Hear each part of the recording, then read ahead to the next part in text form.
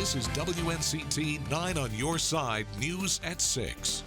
Temperature readings outside today slightly warmer than yesterday. It was slightly more humid and muggy than yesterday, but still not a bad day of weather at all. Tomorrow, though, is the day when things become a bit more stormy and unsettled. 79 degrees currently in Greenville after topping out in the 80s just an hour or so ago. You see a few light showers overspreading coming out of Pender County, now pushing into Duplin and Onslow County. Nothing severe expected out there tonight. Now, tomorrow we'll see the approach of a cold front and a lot of moisture channeling in advance of the front. That combination of factors could actually lead to potential for a few strong or severe thunderstorms. It's not going to be an all-day washout, but any storms that do form, well, they will have to be monitored closely. We'll have greater details on timing and talk about a huge drop in temperatures on Saturday in your first alert forecast. The longest running newscast in the East starts now.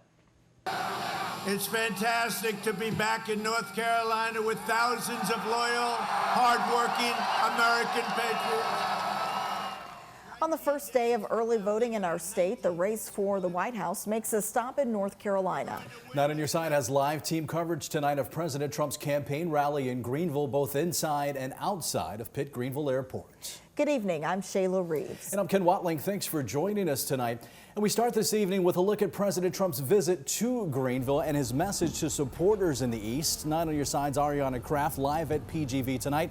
Ariana, what did he have to say to the local voters at his rally? Ken, the president hit on common themes, attacking Joe Biden, blasting Democrats and the media, and praising his administration's handling on the coronavirus pandemic. President Trump arrived at Pitt Greenville Airport around 1:20 this afternoon and spoke for close to 90 minutes. He touched on his handling of the economy, efforts to create jobs before and during the pandemic, efforts to fight the coronavirus, and more. The president also talked about the ongoing Supreme Court hearings and efforts to confirm his nominee, Judge Amy Coney Barrett. You know, presidents go an entire, presidency, one term, 2 terms, without ever having to pick a Supreme Court. I have 3 in the first term. They said, he should not be able to do this. I said, why? I'm in my 4th year.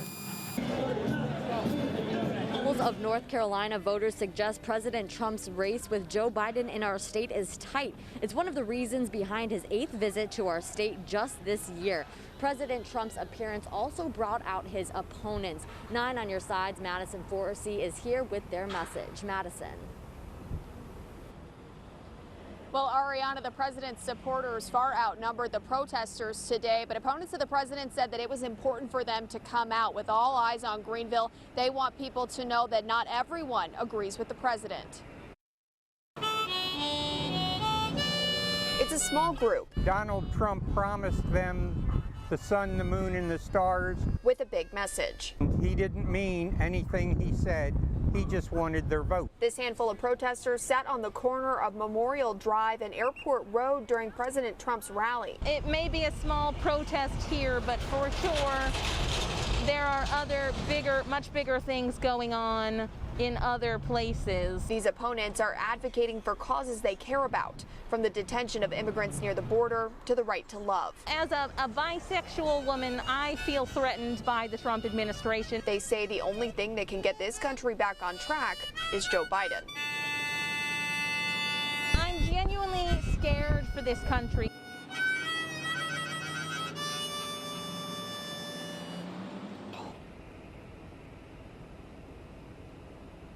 The small group of supporters who came out say the only thing they can do now is get to the polls and cast their ballot. For now in Greenville, Madison Forsey, 9 on Your Side. Madison, thank you. The high tide of red worn by President Trump's supporters is now gone from Pitt Greenville Airport. 9 on Your Side's Madeline Ashley continues our team coverage live outside PGV. Madeline, what was the crowd like this? Shayla, supporters were loud, proud, and many in number as they showed up to support President Donald Trump at this rally here in Greenville. They headed out to the rally area on the airport ramp after going through security and temperature checks. As the president stepped off Air Force One, people were cheering, clapping, and holding signs showing their support. One person I spoke with feels President Trump is the candidate of his lifetime. In 3 years, he has done more than any other president I can remember. During the rally, we heard people chanting 4 more years and we love you to the president. Afterwards, supporters waved goodbye to President Donald Trump as he took off on Air Force One to Miami, where he'll be participating in a live televised town hall event. Live in Greenville, Madeline Ashley, 9 on your side. Madeline, thanks. President Trump's running mate also visiting the Tar Heel state this week. Vice President Mike Pence will appear at a Make America Great Again rally tomorrow near Selma in Johnston County. And his wife Karen Pence will also speak in Matthews, just outside Charlotte. Democratic vice presidential candidate Kamala Harris is now going virtual to replace her rally in North Carolina today. This comes after 2 people tied to the Biden campaign tested positive for the coronavirus. That caused her to cancel her stop in the state. Senator Harris, communication director and a flight crew member, found out last night they were COVID positive after a campaign trip to Arizona. Aides say Harris has not had close contact with either person, but they're canceling her campaign trips through Sunday as a precaution. Harris has tested negative for the coronavirus today. North Carolina Democrats spent the day reaching out to voters ahead of the president's Greenville rally. Elected officials, including Congressman G.K. Butterfield and State Senator Don Davis, held a news conference in Greenville promoting early voting. They say North Carolina deserves a better president to lead us out of the pandemic. They say his failure in handling the coronavirus isn't just costing voters financially, but also in ways money cannot replace. To say that Donald Trump has fallen down on the job is an understatement. In the last 7 months, North Carolina has lost tens of thousands of small businesses, hundreds of thousands of jobs, and more than 3,700 lives. Many Democrats say they're working to help Americans in the pandemic by expanding the Affordable Care Act, even as the president tries to undermine it. Voters are not the only people showing up at the polls on the first day of early voting. 9 Your Side digital reporter Victoria Holmes shows us how local Democrats are trying to rally people to be part of this election. Pitt County Democrats are rallying for votes here at Alice Keene Park. They say voting for Biden and other blue candidates will build back a better America. Local candidates and supporters held their own event on Thursday, at the same time as President Trump's campaign rally in Greenville. Their message is to vote, especially to bring an end to President Trump's administration. District 9 State House candidate Brian Farkas says the people of North Carolina want change. All right, well, your vote is your voice, and too many times we have seen a government at the state and national level that's forgetting about people, and we need, the Democratic Party's put forth a forward-thinking agenda that I think rallies not only Democrats, but lets it be very clear that there's a seat at the table for unaffiliated and Republican voters. The party also knocked where President Trump held his rally. Democrats say the suspension of airline flights at Pitt Greenville Airport is a sign of his failure as a leader. And there's no doubt that people want their voices heard this election season. People have been waiting in long lines to vote early, sometimes up to 3 hours. In Greenville, Victoria Holmes, 9 on your side. Hi everybody, Governor Roy Cooper here. Early voting starts today. Now's the time to get out and vote. Next at 6, the message on voting from Governor Roy Cooper. Plus, we will take you to a voting site near you. Also coming up next, your complete First Alert 7-day forecast. We've got a cold front moving in tomorrow that could bring a few severe thunderstorms. We'll talk about a First Alert weather day and a big drop in temperatures for the weekend. This is your WNCT-9 First Alert weather. Outside today, you probably noticed it felt slightly more humid, slightly warmer than yesterday. It was still a nice day of weather overall, though. We started out with chilly conditions, made a nice recovery in the afternoon. Tomorrow, another cold front is moving in, but this cold front could actually bring a few strong or severe thunderstorms. That's why we have a First Alert weather day in effect for Friday. We'll be monitoring any thunderstorms that develop very, very closely. Outside today, we've had beautiful weather throughout eastern North Carolina for outdoor activities for several days this week, but now some clouds and showers are starting to invade our southern counties, coming out of Pender County, pushing into Duplin, then Onslow County, and all of this is going to be lifting up to the north and east with time. Current air temperature is 79 degrees in Greenville, dew point at 64, relative humidity 61%, current air pressure 30.01 inches, current wind speed about 8 miles an hour. A Husky checking in at 74, 77 in Goldsboro, 75 in Kenansville, Beaufort checking in at 76, and our current wind field more or less is coming in out of the southeast this evening, keeping the warmer temperatures in place. Now by tomorrow, we'll notice a wind shift as our cold front edges closer. Already some shower activity increasing in coverage across South Carolina, even a few rumbles of thunder trying to develop here. And this southerly flow will continue to increase as the incoming cold front basically digs in that wind and channels it into eastern North Carolina. So tomorrow could be a little blustery at times, and with the final cold front arriving during the peak daytime heating, so to speak, we could see potential for a few stronger severe thunderstorms before the colder air begins to filter in and stabilize us later tomorrow night.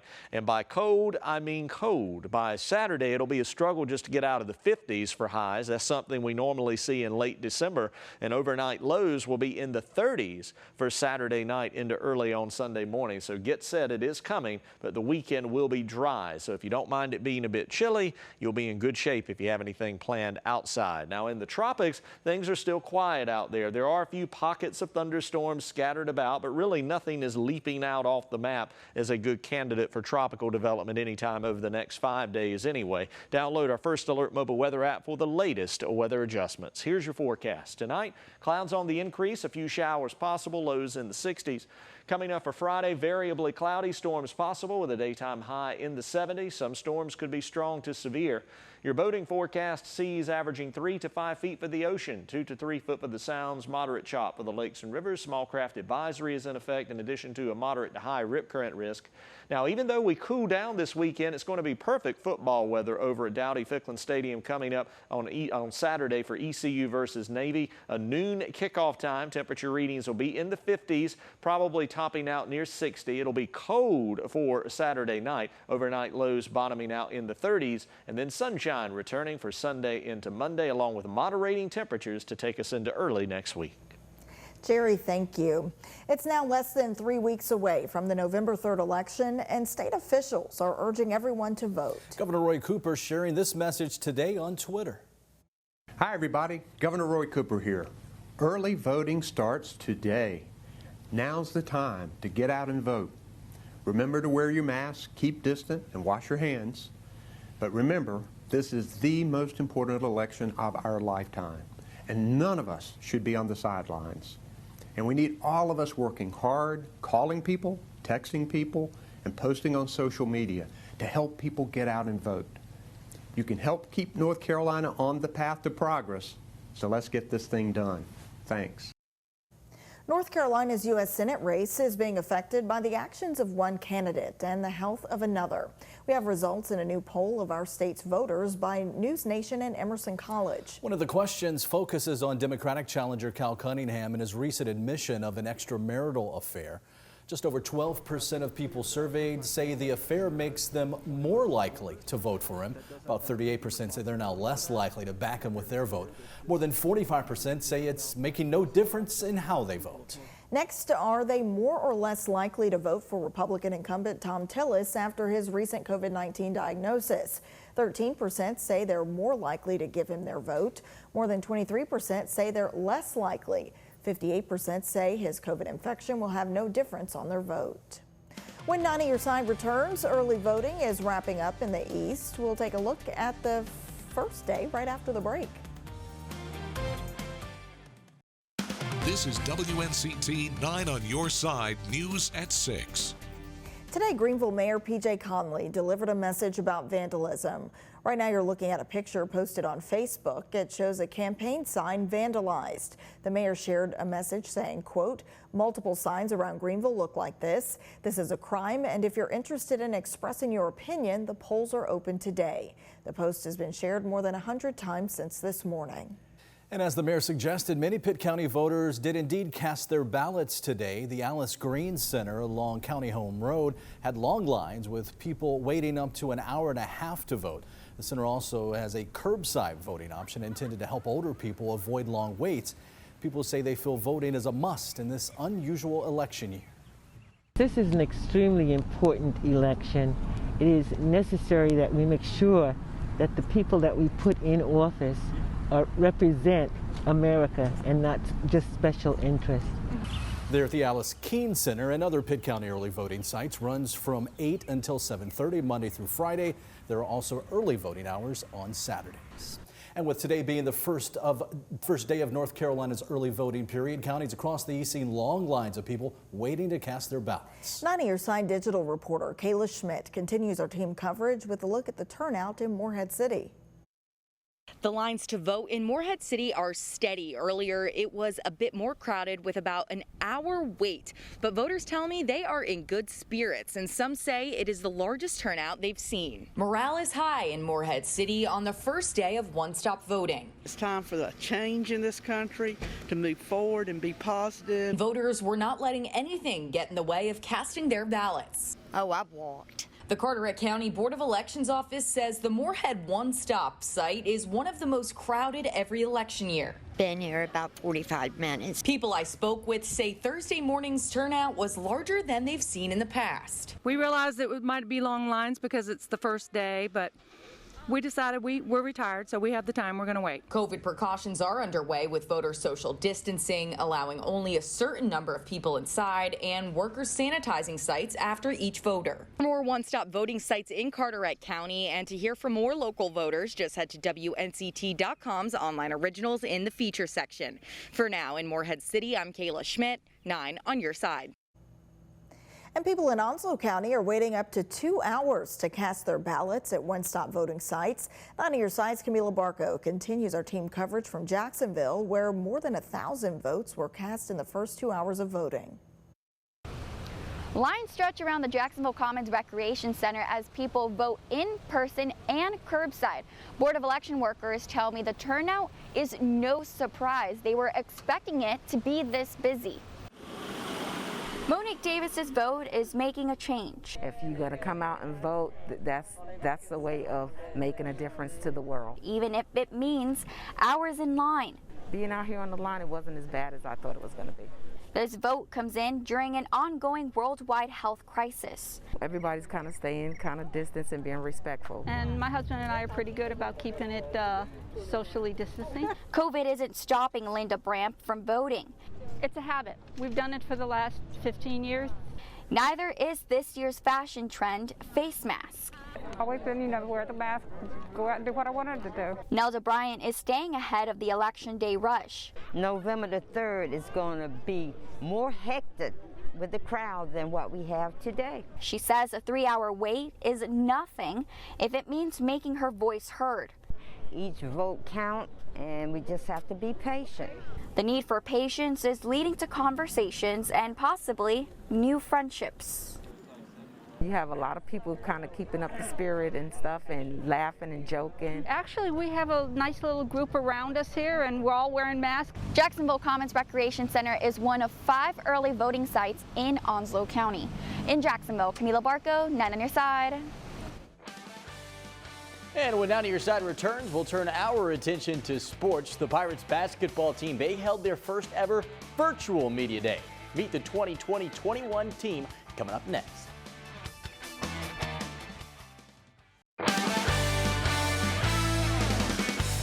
It won't be too long before the East Carolina basketball team hits the floor at Minges Coliseum. Welcome back to 9 on your side, everyone.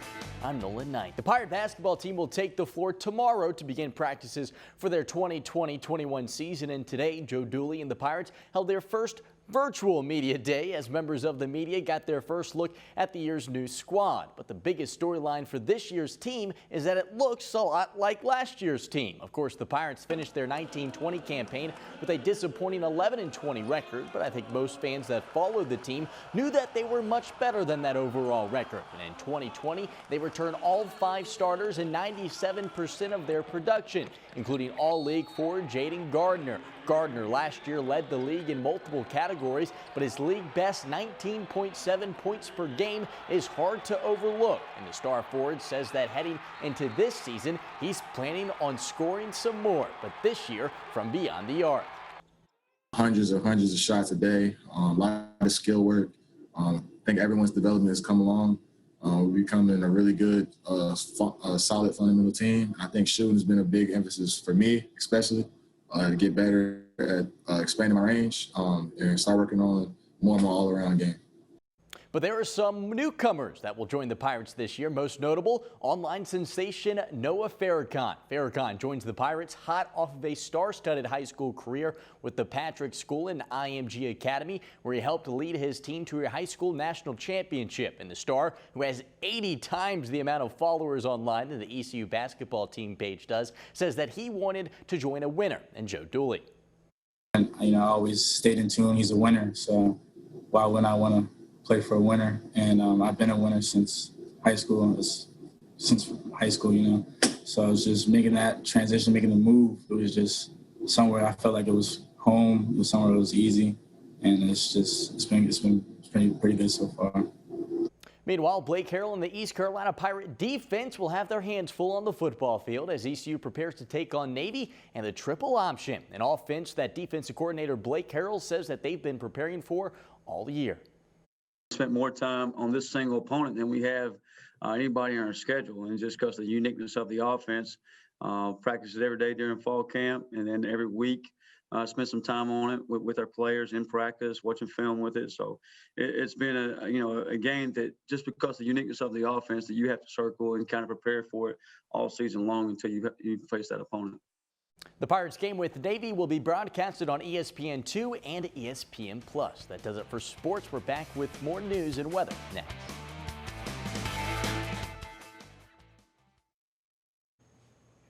Quick check of your inland First Alert 7-day forecast. We're going to be looking at a First Alert weather day for Friday with a 70% chance of showers and storms. Daytime highs will be in the low 70s with overnight lows in the 40s. Now for Saturday, it turns chilly.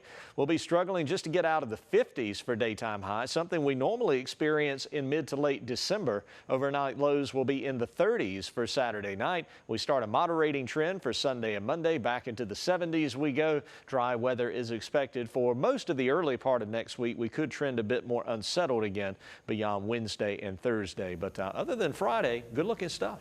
Absolutely. Something to look forward to. Thank you so much for joining us. Of course, we'll have more news coming up at 11 o'clock. We'll see you then.